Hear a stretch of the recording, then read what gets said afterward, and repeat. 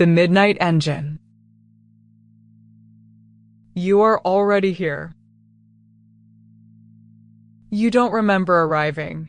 You were always arriving, and now you are here in the warm brass cab of the Great Chronos Engine, your hands resting on the rail of the forward window, watching the midnight sun hang low above the Tundra like it has nowhere to go and no reason to hurry. The July permafrost stretches out ahead of you in every direction, blue and silver and very still. No trees. No hills worth naming. Just the flat white expanse and the two rails of the Chronos line running arrow straight into the horizon, and above them the sky doing what the July sky does here, staying gold, staying soft, staying. It is deep in the night that isn't dark. Somewhere far behind you, the rest of the world sleeps. Cities with their windows shuttered. Towns with their fires banked low. Fields lying quiet under a blanket of summer silence. All of it sleeping. All of it trusting, without knowing it trusts, that the Great Chronos Engine will make its nightly traverse. That the world's time will be kept. That is why you are here. You are one of the guardians. You have done this before, many times. The cab is familiar in the way that only a loved and well-worn place can be, not because you have memorized it, but because your body remembers it without being asked. The slight lean of the floor, the exact temperature of the air near the firebox door, the particular sound the pressure gauge makes, a soft, patient tick, like a clock that is not in a hurry. Somewhere deep beneath the floor of the cab, the engine is beginning to wake. You feel it first as a vibration so low it isn't quite sound, a frequency you feel in your sternum, in your back teeth, in the soles of your feet where they rest against the brass floor plate. The great mechanical heart of the world, stirring, warming, turning over. The blue flames in the firebox flicker and steady.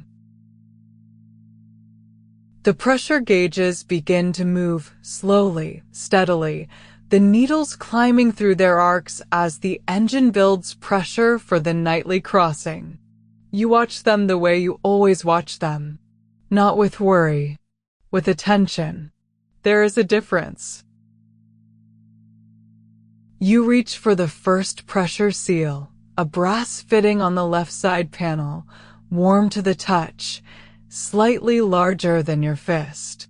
You close your hand around it and give it a quarter turn clockwise. It seats with a soft, precise click. Good.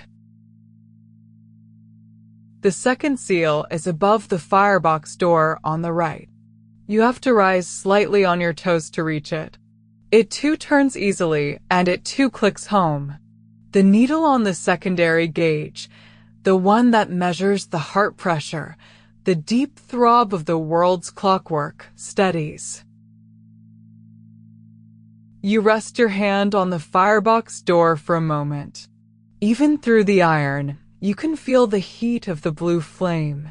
It doesn't burn. It is the right kind of warmth. The kind that doesn't ask anything of you. The kind that simply is. The engine is awake now. And it is time to go.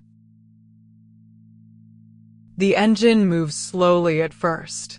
There is no lurch, no sudden jolt, just a gathering, like a long breath being taken.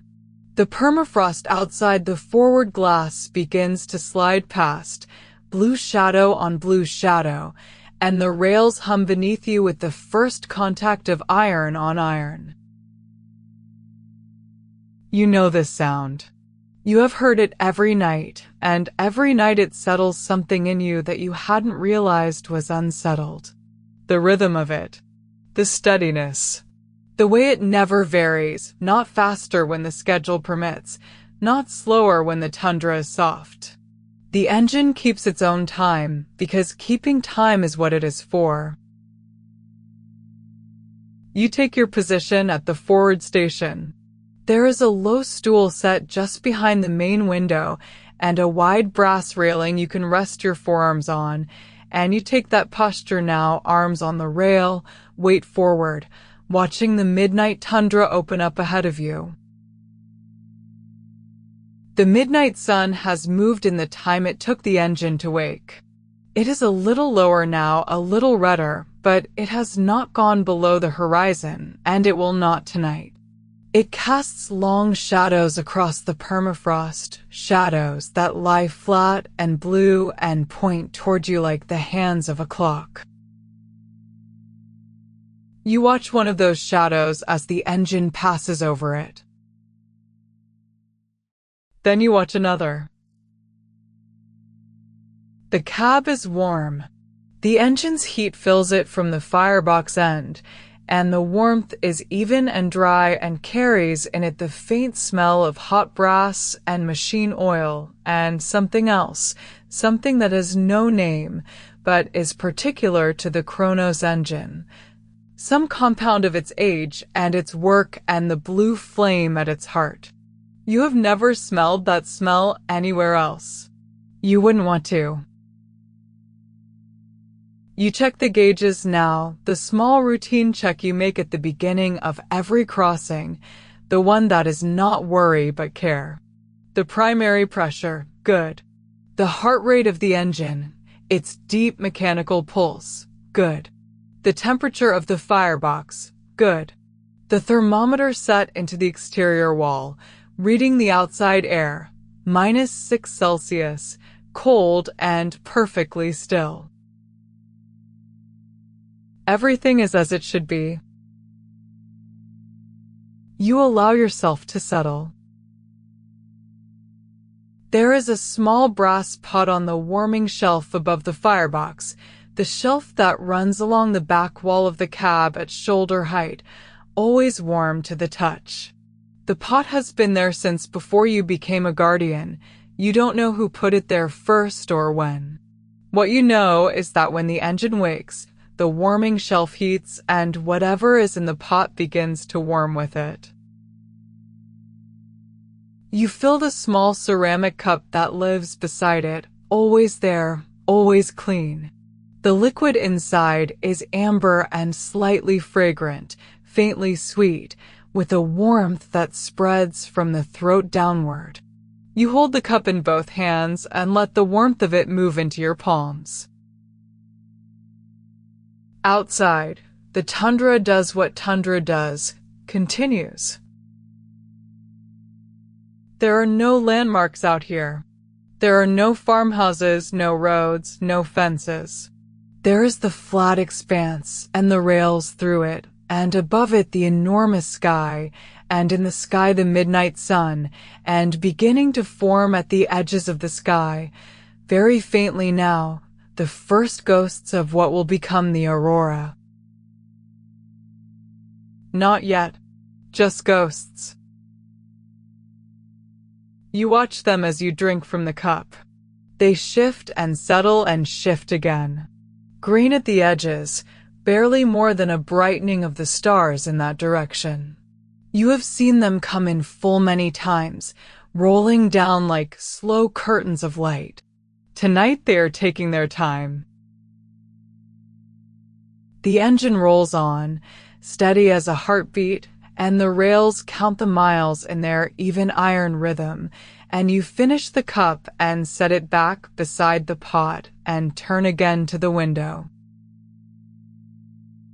The frost has begun to collect on the corners of the glass.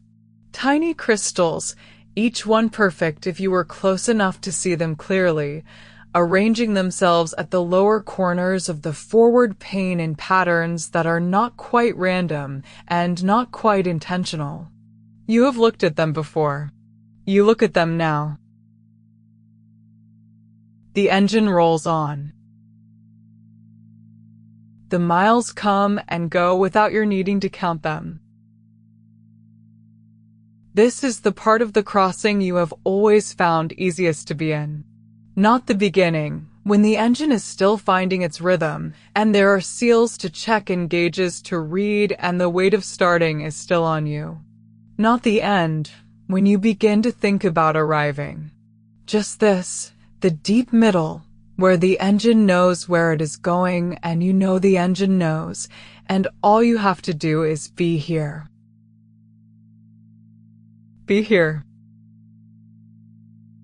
Watch the Tundra. It is not featureless. That is what people think who have never crossed it. But the permafrost has its own kind of detail, if you are patient enough to see it. There is the texture of it. First of all, the way the surface is not one continuous flat, but thousands of small irregular shapes, frozen polygons of tundra grass and lichen, each one slightly raised at the edges where the old ice beneath pushes up. From the height of the cab window, they look like tiles, ancient, imprecise tiles laid down by something unhurried and very old, covering the ground as far as the light reaches. There is the color of it, which changes as the sun moves through its low arc. Right now it is mostly blue-gray, the long shadows of the midnight sun stretching across it from the west. But in the places where the light catches directly, there are warm golds and pale silvers, and where the frost has built up overnight, there are patches of white that glow faintly, as if lit from within. You watch one of those white patches as it approaches. You watch it slide under the front of the engine. And then it is behind you, and ahead of you is another one, and then it too is gone. The frost on the glass has grown while you were watching the tundra.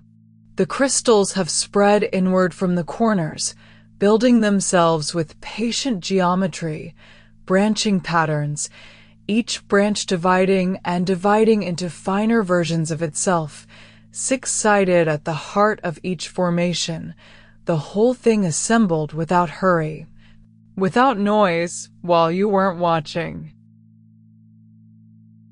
You press one finger gently toward the glass, not quite touching the crystals. The glass is cold.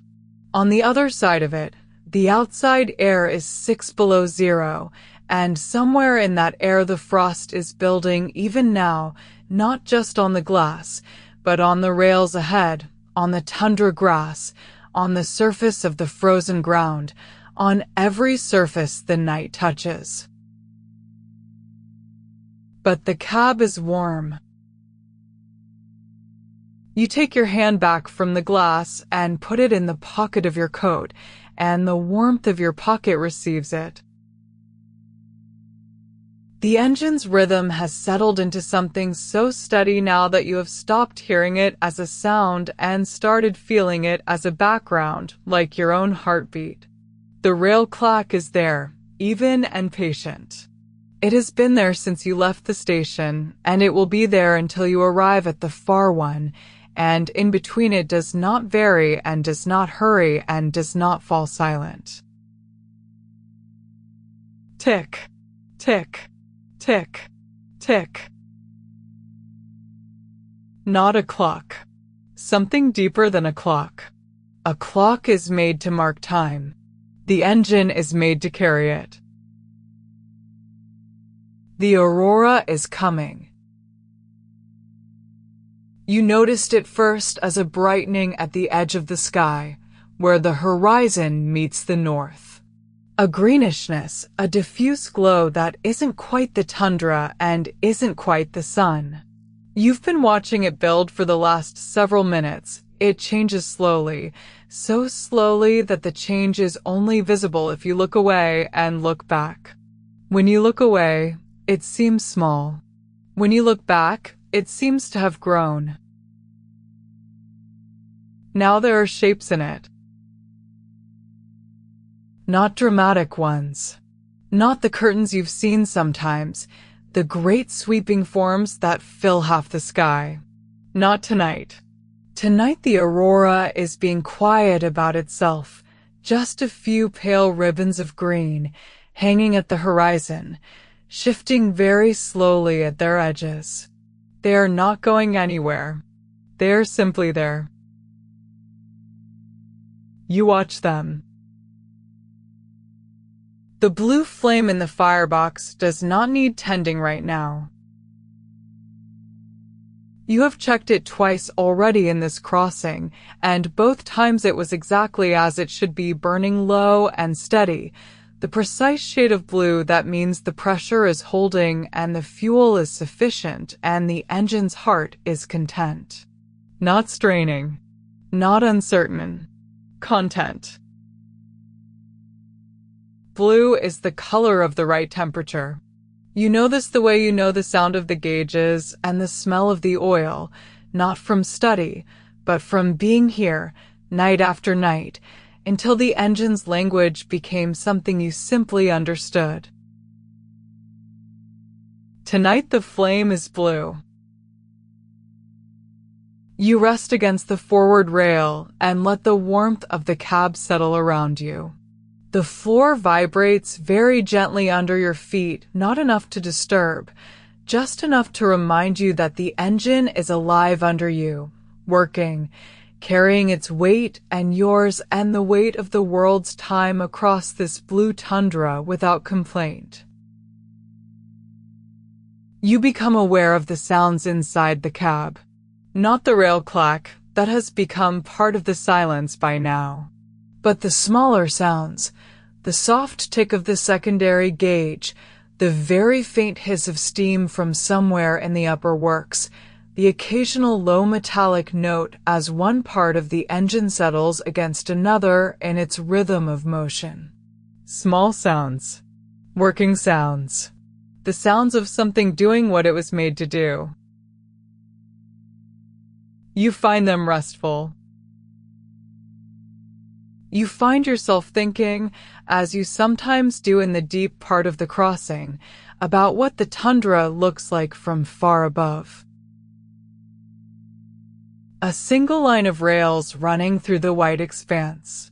A small dark shape on that line, trailing white steam that rises straight up in the still air and then disperses into nothing. And above the whole scene, the sky doing its patient work, sun in its low arc, Aurora building in the north, stars very still in the deep blue above it all. And in the warm cab of that small dark shape, you. It is not a thought that makes you feel small.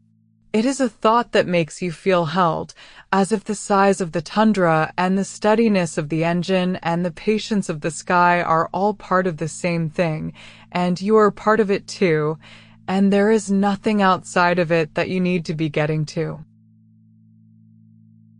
Nowhere to be but here.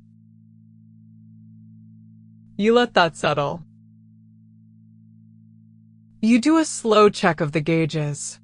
Not because anything has changed, nothing has changed, but because doing the check is part of what you are here in this cab on this crossing. And the gauges respond to your attention the way they always do, by being exactly where they should be. Primary pressure, centered in the green. Heart rate of the engine, steady. Firebox temperature, within range.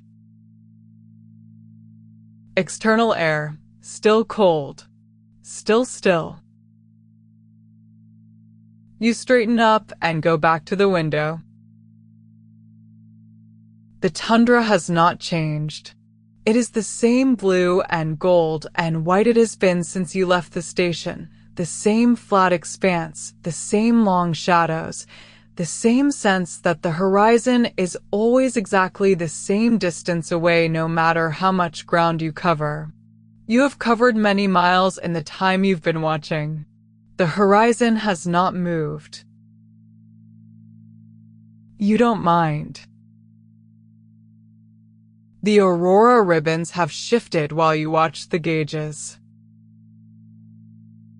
They are more vertical now, more ribbon-like, hanging down from a higher point in the sky than they were before. Still green, mostly, but at their upper edges there is a faint blush of pink, barely visible, just a warmth in the color, as if the green is remembering something. You watch the ribbons move. They move the way breath moves, not directed, not going anywhere, just the expression of something alive. A slow expansion and contraction. A drifting at the edges. And then a moment of near stillness, and then the drift resumes. You have heard people try to describe the aurora in ways that make it dramatic. You understand why. It is the impulse to make beauty into event. But the aurora, as you know it from these crossings, is not dramatic. It is patient. It is doing what it has always done, up there in the high cold dark, and it will continue long after this crossing is over and long after every guardian who has ever stood at this window is at rest. It is not dramatic. It is simply there. Like the Tundra. Like the engine. Like you at this moment, at this window, watching. You refill the cup. The liquid is warmer than before. The shelf has been working for the better part of an hour now, and whatever the amber liquid is, it is better at the right temperature.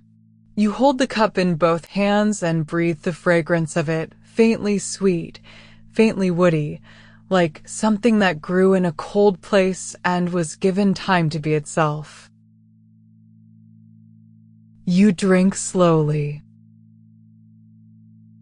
The warmth moves down through you, following a path you are grateful for, finding all the places that the tundra air would have reached through the glass if you had let it. It does not. The warmth does not let it.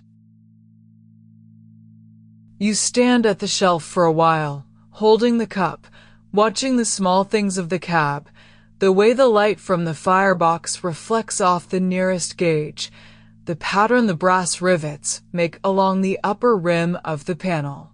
The single narrow strip of condensation on the left side window where the cold outside has almost reached through. Small things. Familiar things.